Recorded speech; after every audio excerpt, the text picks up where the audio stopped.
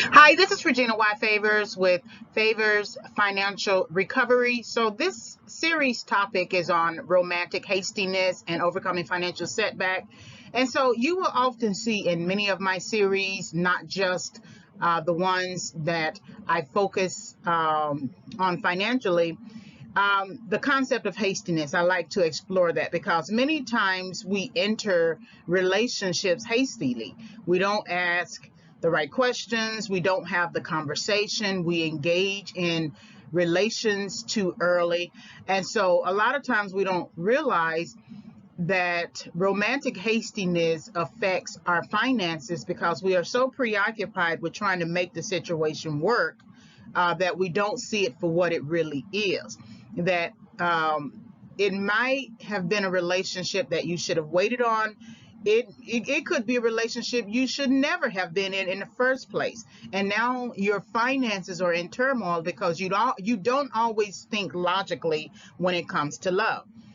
You engage in sexual relations too early. You don't have conversations. You don't talk. You don't find out the mindset of the particular person you are engaging in romantically. So the series topic is romantic hastiness and overcoming financial setback.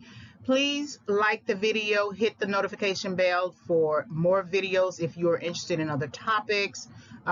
Look at all of the other types of series on my YouTube site. And thank you very much for visiting the channel. So this discussion is subject to fair use.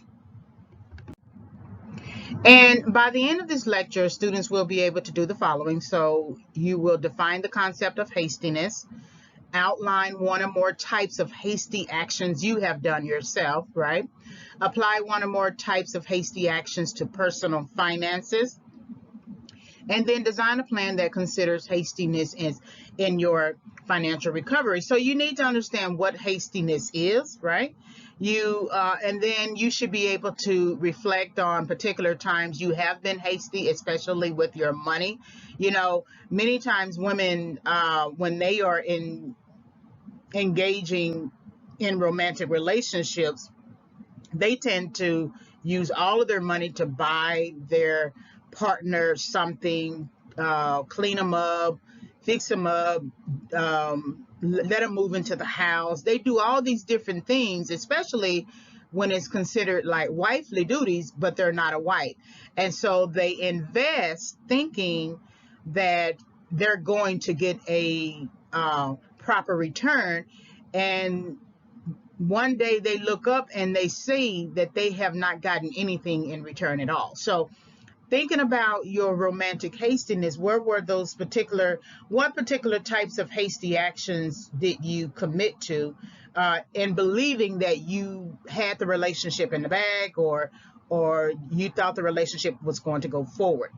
Apply one or more types of hasty actions to personal finances. So you want to take some time to reflect on that hasty action, and then apply it to a particular area of your personal finance. Did you go get more credit cards to help that person? Did you take on a second or third job just to help that person, even if that person wasn't even trying to stay on the job, right? And so how did that one or two hasty actions affect your personal finances? And then, of course, you want to design a plan that considers hastiness in your financial recovery, because you don't want to be in financial setback forever. And so there has to come a time when you rein in your decision making, so that you don't get to your 30s and your 40s and your 50s and your 60s still struggling with financial management or personal finances. So these are your learning objectives. The mission of Favors Financial Recovery is to offer psychology concepts and approaches to educate and encourage individuals to overcome financial setback. And so many times you will always have access to online materials for personal finances, but I want you to start thinking about your personal psychology and why you do what you do. And so the mission is to sort of get you to think about your psychology and how it can contribute to you overcoming financial setback. So the core values are personal responsibility, growth mindset, mastery orientation, ethical dealings, integrity, and recovery. And so, one of the most important things that we often struggle with, especially when we are leaving the home for the first time, is personal responsibility. That if we can get it in our understanding that we are 100% responsible for us once we decide to make an adult decision. If you are at home, you may have chores, you may have personal responsibility in terms of what your parents tell you to do, but when you leave the home, when you become an adult, it is time to begin developing an understanding of what personal responsibility is, that you take responsibility for your actions, your personal actions, your professional actions, your academic actions. Growth mindset is connected to Carol Dweck, and it is the opposite of fixed mindset. So with a fixed mindset, you tend to believe your abilities are fixed. With a growth mindset, you tend to embrace challenges, and you believe your abilities can be developed over time. Mastery orientation is connected to the concept of goal orientation. So there's a difference between learning goal orientation and performance goal orientation. With learning goal orientation, you are pursuing mastery. You are learning for learning's sake. For performance goal orientation, you want to look smart in every situation. You learn just enough, and a lot of times we adopt that kind of orientation when we are dealing with personal finances. It really doesn't matter if we get a good understanding, as long as we can spend the money. Not understanding the vision of money and what sort of vision is supposed to serve or support in our lives. And so when you don't know the purpose of money, you end up losing money. But if we take some time to learn about money and how it is, and how we can understand personal finances, then we can pursue a mastery orientation of it. Ethical dealings is very important because many of us have not done well by credit cards. I think there are a good number of people, a very small percentage, however, but a good number of people who got a really good understanding early about money and personal finances, and that they believe in paying their bills on time, and they do what they're supposed to do. And then there are the rest of us who engage in credit cards and sometimes pay them and pay them or have an earnest intent to pay them, but something happens and we blame that situation, when in fact, had we just developed a really good solid financial plan, we would have really been able to plan out the fact that we might have downtime. So when I say ethical dealings, I'm thinking about in terms of people who say, well, I pay my credit cards all the time, but if I lose my job, something, I got to pay my rent. So I may have to put off paying that credit card. But the problem is, you owe the money. We owe the money. And so if we can plan our ethical dealings in the realm of personal finances by adopting a mission or a vision for how we're going to handle our finances, even in downtimes, that would be most advantageous. And sure, there are some issues that come with having to experience particular events in our lives. We are in a pandemic. We just saw the Surfside building collapse. And so many of these people are now in a financial setback. Many people lost jobs, things like that. So sure, in that regard, I'm going to make sure I can pay my rent. I got to make sure that I have a place to live. But I also know that not everybody is affected by the downturns, that somewhere they had a good understanding about an emergency savings plan, and they started saving in their 20s, right? So that's where I kind of want to get to. And then integrity always speaks to character. That's why we have the credit score, because it shows inevitably your character. Some jobs you can't get, especially in the financial sector, if you owe too much money. Some financial consulting jobs, I know for a fact, Edward Jones, if you have more than $2,500 in debt, you can't be a part of their program, training program. But other programs, you cannot have more than $25,000 in debt, right? In terms of credit card debt or loans or something like that. School loans are different. But integrity shows, I mean, your credit report shows how responsible you have been with your money and with your credit.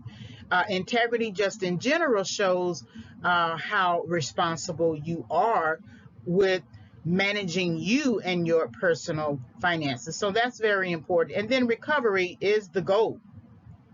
There are goals after this, but you should recover, meaning that if you lost your job and it affected you financially, by a certain time in your development, you want to get a job, right? Or return to that same job with good pay or with sustainable pay. I don't always push for more money.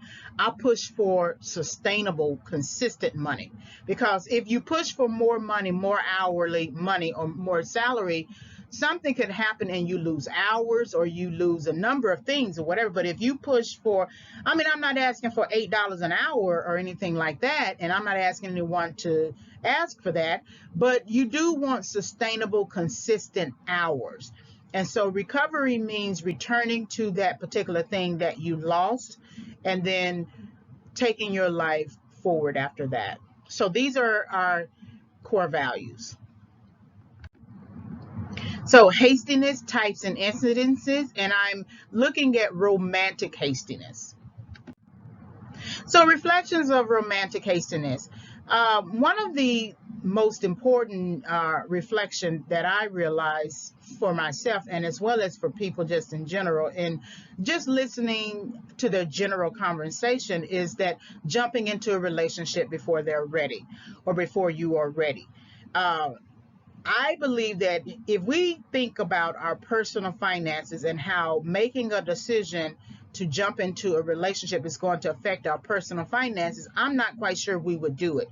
You always have men who discuss this idea that, I spent $100 on this date, right?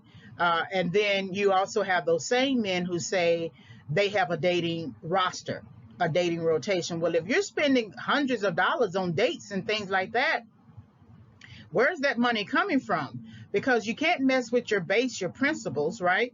Your principle.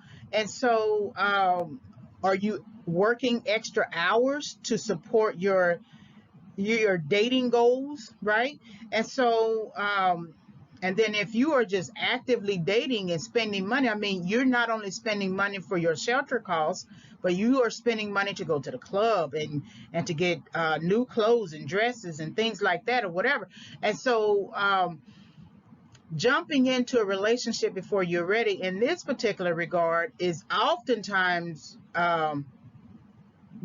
jumping in with 2 feet, going full fast, um, shedding the shackles. We're just going to make it as we go, work it out as we go. When as an adult, you need to have a good financial plan before you get into a relationship.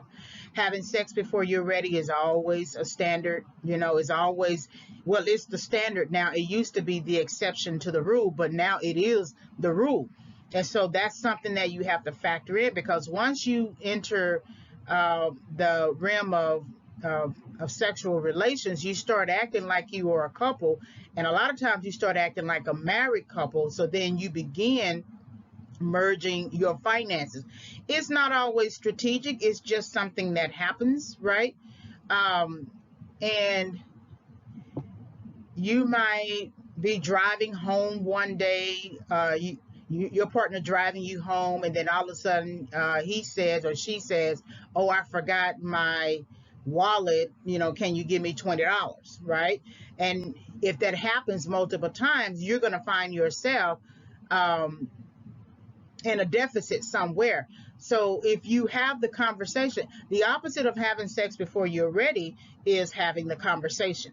If you have a conversation with someone, they will reveal a lot about what they think and who they are, especially if you just let them talk. That's why you will often hear men say, just let the woman talk.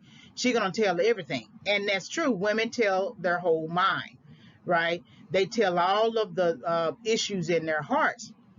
But once you get into the bedroom arena area, you are less likely to have the most important conversations you need to have as adults, assuming that the encounter is a relationship. So many times we get into these situationships thinking that they are relationships because the partner, one or more partners, are treating it like a relationship.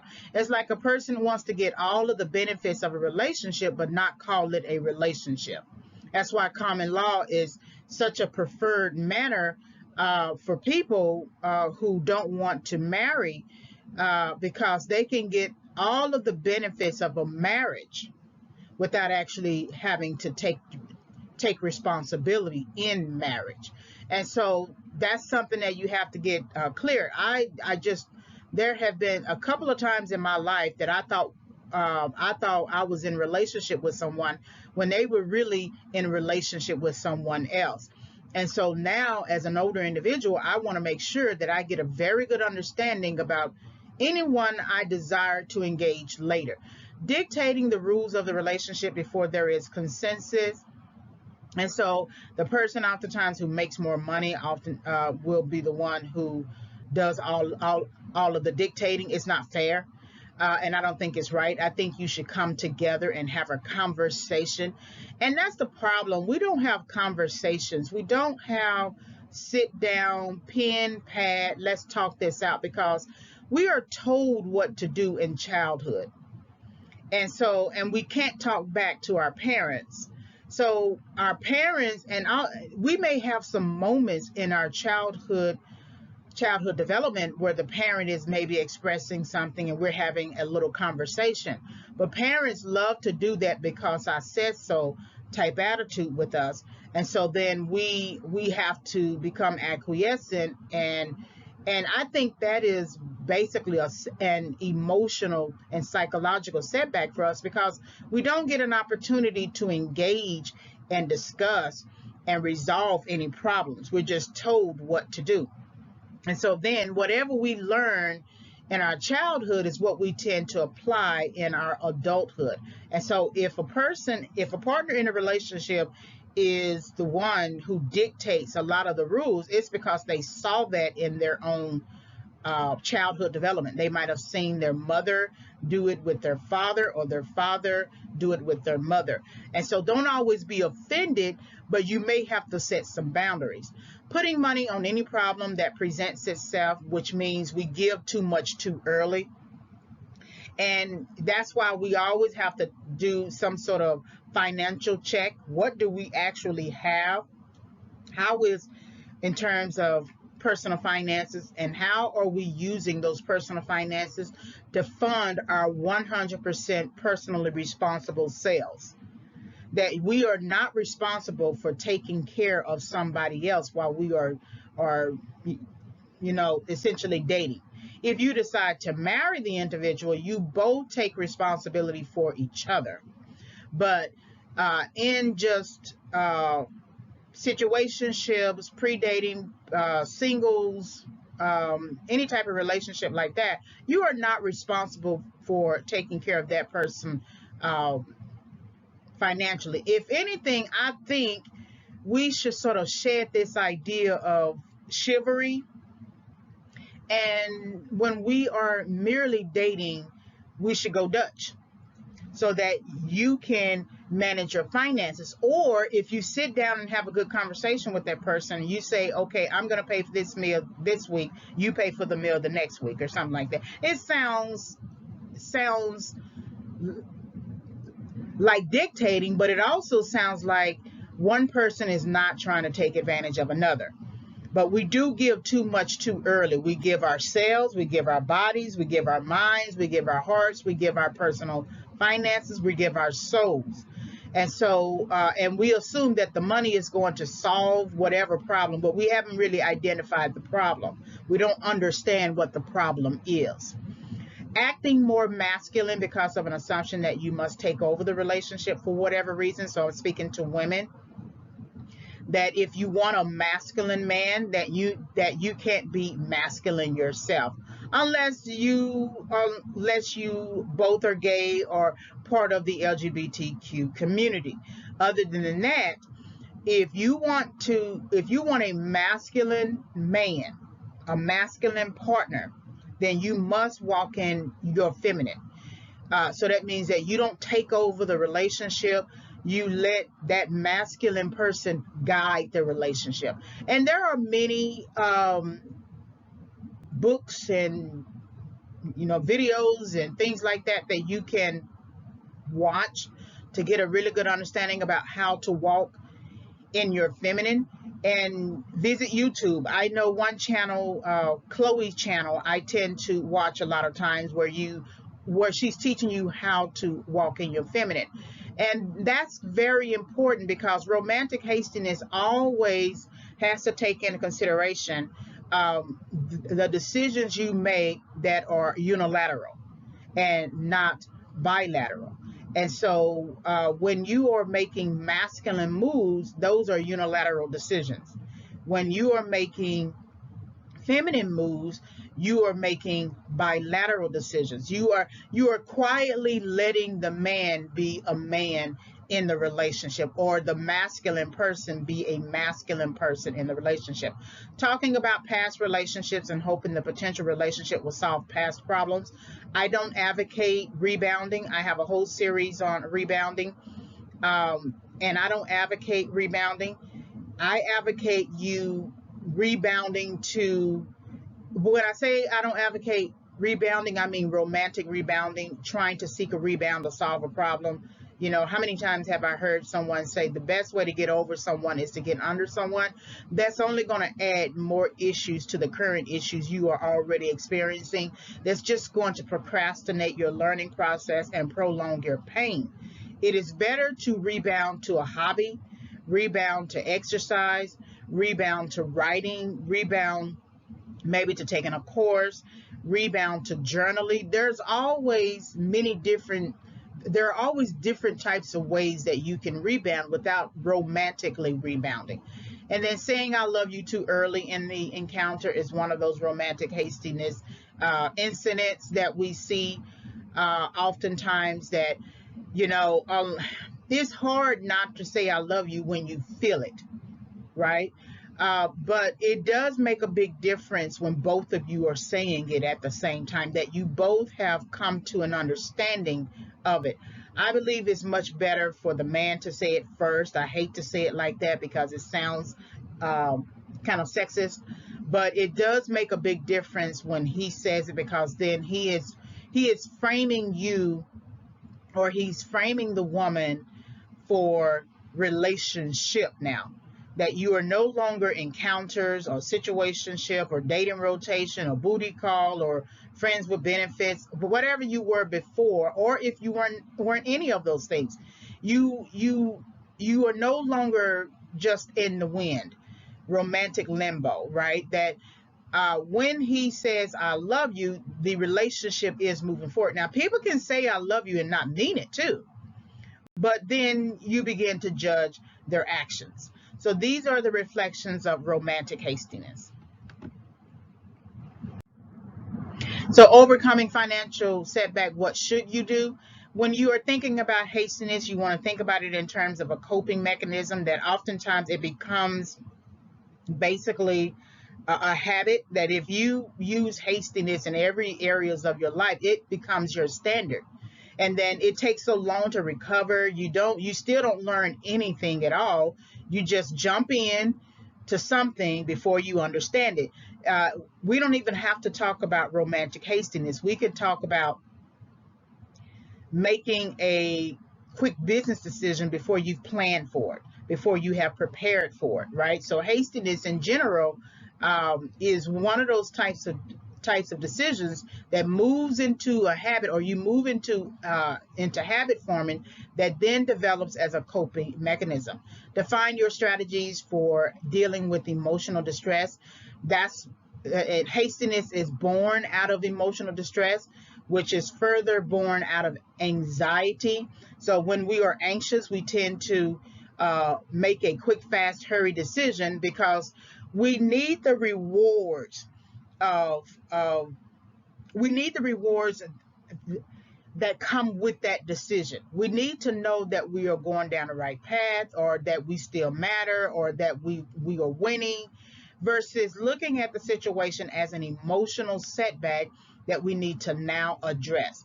Reflect on the ways in which you use distractions to bypass negative emotions. So again, jumping into different things is really a form of distraction, and that further allows you to bypass any negative emotions. But those negative emotions will always be there until you address them. The problem with addressing negative emotions is not like we can take them out of our heart or or out of our mind or any place on our body and make it or transform it into some sort of solid, concrete, visible thing, and take a hammer and or glue or anything like that to sort of um, solve the problem. We have no other choice but to go through it in a different way. If we could take a screwdriver and screw out, some of those negative emotions and just deal with other things, it would really help us. But that's why we engage in different types of activities to bypass those emotions. And then lastly, plan academic, professional, and personal life decisions using a journal, researching the opportunity, and transitioning with patience. That these three strategies represent the antithesis of hastiness. That to be hasty is to not plan, essentially. And so to prevent hastiness is to plan. And any area of your life, and I tend to sum up all areas of life under these three categories: academic, professional, and personal, that journal writing really does help. Researching the opportunity before you engage is very helpful. So if you just want a date, don't have sex with anybody. Because then once you have sex with somebody, you're going to single out that person as a potential relationship. And then you're going to assume that the person also believes that he wants to be in relationship, when in fact you're still a situationship for him. So researching the opportunity and then transitioning with patience. That hastiness doesn't require patience, right? But when you're making any kind of transition, and overcoming financial setback is part of that transitioning process, you're going to have to do it with patience. All right. Hopefully you were able to gain some insight from this series topic. Like, subscribe, and visit. Like the video, hit the notification bell for future videos. You can visit my website, which is still in development, reginayfavors.com. You can always email me with a question, reginayfavors@yahoo.com. You will be able to purchase the book by the end of October 2021. I'm hoping that I will have it completed, completely revised rather. It is already written and done. I just have to edit it. It is Overcoming Setback: 5 Keys for Entering and Exiting Correction. Thank you for visiting the channel.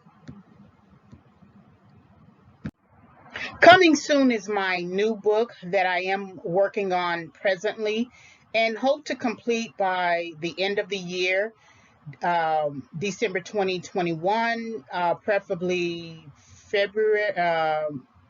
February 2022, and that is Favors: Financial Recovery, Psychological Approaches to Overcoming Financial Setback, with some workbook elements. So it is the it will be the book that will support the audio series, although I have developed the audio series prior to actually writing the book. So be on the lookout for this new book.